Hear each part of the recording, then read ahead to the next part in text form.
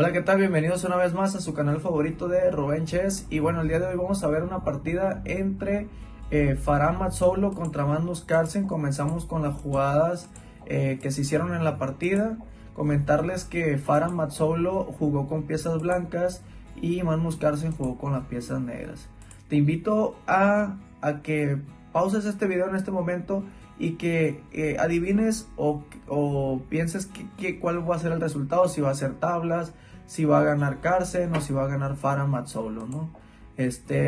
Comentarte que la partida pues fue un gambito declinado con un ataque Harwitz, es una variación del gambito declinado, y entramos a esta línea, ¿no?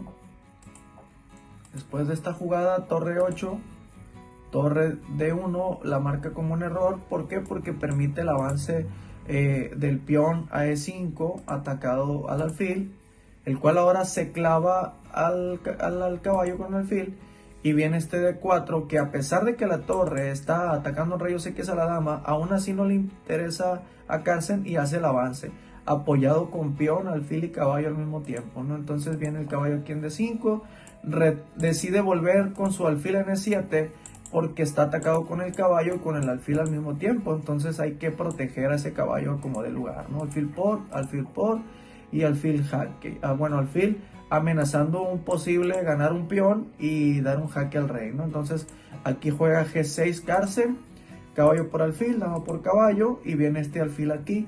Y me parece muy interesante la jugada que Carlsen juega alfil F5 atacando al alfil, aprovechando que no estaba desarrollado este alfil aún, y ahora lo desarrollamos para cambiarlo por un alfil que ya había sido movido una y dos veces, ¿no? En el tablero. Entonces alfil por, peón por, y toma con este peón. En vez de tomar con dama, decide no cambiar las damas y prefiere mejor una posición como esta, porque al darse cuenta que ya no se puede enrocar en largo, se tiene que enrocar en corto.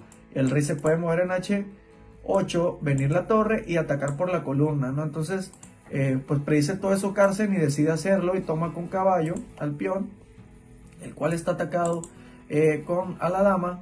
Pudo haber también tomado con caballo, pero el problema de que si hubiera tomado con caballo viene peón por, y aprovechamos la columna abierta y hacemos que el rey pierda su enroque, ¿no? Entonces aquí, en vez de tomar al caballo, decide jugar dama C3, torre de 8, torre aquí, dama acá, amenazando una entrada con el peón que lo protege el rey. Y bueno, aquí ahora buscamos una posible entrada con la dama por la diagonal, y buscamos otra entrada ahora diferente por el otro flanco, ¿no? Qué interesante cómo Carlsen en esta posición se está deslizando de un flanco a otro con la dama, ¿no? Aquí hay una ventaja de menos 3.2 para parte de Carlsen. Torre C8, B3, B5, aprovechamos que está clavado este peón, no puede tomar porque estaría atacada la torre. Viene este jaque aquí, bueno, viene un rey G1, tomamos al peón, tomamos acá el peón, y aprovechamos, fíjense lo que pasó aquí, la torre ataca al peón y a la dama al mismo tiempo, y como hay dos atacantes contra un solo defensor, lo mejor es capturar la pieza que esté, en este caso, protegida por menos defensores, ¿no? Entonces aquí ahora sí decide Carlsen jugar dama E6, pero en lo personal vamos a hacer un recuento de la posición. Fíjense cómo está. Tenemos de parte de Carlsen tenemos 4 o 5 peones con 2 torres, una dama y un caballo muy centralizado, una torre también muy centralizada, la dama tocando aquí, que ahorita no puede porque está protegido, pero la dama está en una muy buena ubicación. Incluso pudiera situar a la dama en una casilla como esta, generando una posición muy favorable para la dama. Incluso un rey H8 seguido de un torre me parece una excelente idea, seguido de un dama aquí para seguir apoyando al peón, ¿no? Para no dejar desprotegido completamente la posición.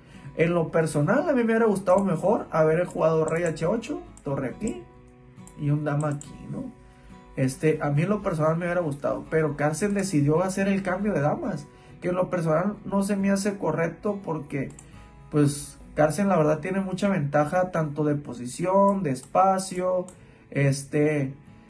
ya hay ¿cuántos peones? Son 4 peones de parte del jugador de blancas, que en este caso se llama Farah Matsolo, con 2644 de rating, un jugador de la India. Ya vamos en la jugada número 27 y bueno, aquí decide jugar dama e6, rey h8, y pues como no cambia, como no quiere hacer el cambio el blanco, decide cambiar Carlsen, ¿no? Entonces lo personal a mí no me gustó que haya hecho ese cambio, pero bueno, él considerando su trayectoria, considerando su dominio en los finales, etcétera, pues decidió hacerlo, ¿no? Entonces aquí vienen estas jugadas y aquí pues un ataque a la torre.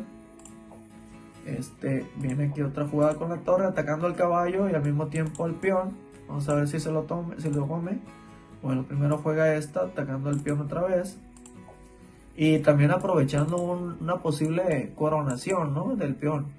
Entonces aquí juega torre, caballo atacando y aquí quería hacer un cambio el blanco, ¿no? Aquí quería cambiar el caballo por el otro caballo, pero bueno, aquí decide Carlsen tomar para luego poder retomar a la torre. Si se dan cuenta, aquí la posición para las negras, pues le conviene simplificar, ¿no? Ya tiene mucha ventaja. Quizá por eso decidió también hacer el cambio de dama, no está tan mal que digamos. Y llegamos a un final súper interesante porque pues Carlsen se queda con una torre, con 3 peones, un peón que está tocado por el caballo, y bueno, en este caso Matsolo se queda también con 3 peones y con un caballo en el tablero, ¿no? Está muy interesante esta posición, pero vamos a avanzarla un poquito así rápido las jugadas, porque llegamos a una posición en la que literal se repiten muchas jugadas, ¿no? O sea, muchas jugadas se van repitiendo, y entonces en lo personal yo hubiera considerado, si yo hubiera sido blancas, yo hubiera decidido la fortaleza que había generado Matsolo, ¿no? Si se dan cuenta, está repitiendo con el caballo, está saltando para acá, y luego para acá, y luego para acá otra vez, ¿no? Entonces, como un salto triangulado, pero llega un punto en el que Matsolo decide tomar otro camino, y ese camino lo lleva a, ¿qué creen ustedes? ¿A la derrota o a las tablas? Van a ver qué va a pasar, miren. Vamos a ver las jugadas. Y la verdad, en lo personal me pareció muy interesante cómo Carlsen no decidió rendirse, o no decidió ofrecer tablas en esta posición. Pero si se dan cuenta cómo Matsolo, de una posición donde parecía que todo estaba muy bien y se estaba repitiendo las jugadas, termina. Lo voy a hacer una modo de repetición rápido para que vean las jugadas cómo se fueron dando. Cómo la torre va atacando al caballo, cómo vuelve ahí, cómo vuelve para acá. Sí, interesante. Con el rey ahí atacando. Y fíjense cómo va a llegar un punto en el que yo, lo personal, hubiera preferido mejor que el caballo haberlo traído para atrás en vez de para adelante. Aquí, por ejemplo, Matsolo decidió jugar el caballo en A8, pero creo que hubiera sido mejor haber jugado el caballo en E8. Sin embargo, aún así, el caballo en E8 también pues, prácticamente ya quedaría acorralado. Y vamos a ver por qué. La jugada aquí clave es, vamos viendo, ¿no? El caballo ataca a la torre, estamos de acuerdo. El caballo puede saltar hacia acá, también puede saltar hacia acá y puede saltar hacia acá.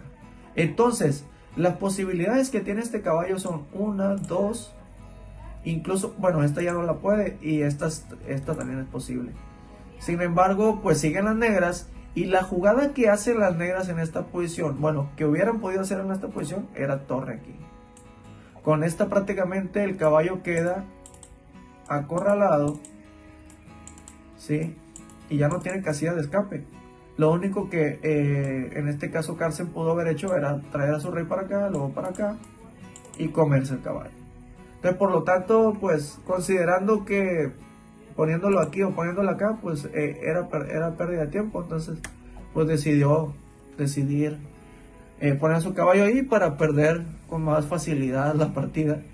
Llegamos a la jugada número 86. Quizá aumenté un poquito más la velocidad en la explicación porque, siéndoles honesto, pues son partidas un poco más largas y pues por lo tanto tuve que aumentar un poco más la velocidad. Espero que te haya gustado este video.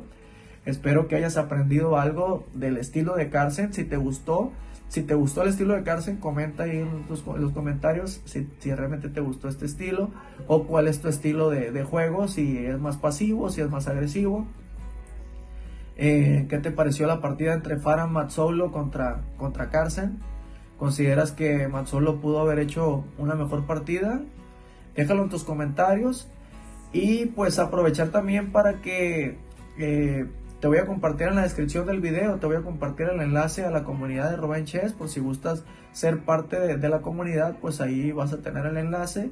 Y en la descripción también te voy a compartir quizá el número, mi número, para si gustas mayor información para clases personalizadas, pues te puedes comunicar conmigo. Y pues sin más preámbulos, invitarte a que le des un like, comentes, compartas. Y antes que se me olvide, pues como es ya de costumbre, pues les voy a mandar unos saluditos aquí a los primeros 10 que han hecho comentarios en el video de YouTube. El último video jugado por Lasker contra Thomas en 1912. Agradecerte infinitamente, Kevin, por el primer comentario que hiciste en el video. Gracias, te mando un fuerte saludo, espero que te encuentres muy bien. Excelente explicación, dice Juan Carlos.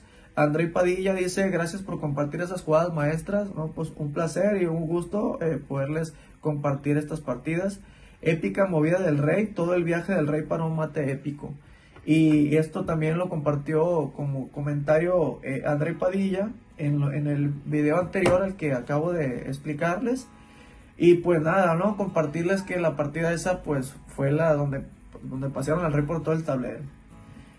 Y pues sin más preámbulos, invitarte a que le des un like, comentes, compartas, suscríbete a mi canal de Rubén Chess. Hasta la próxima.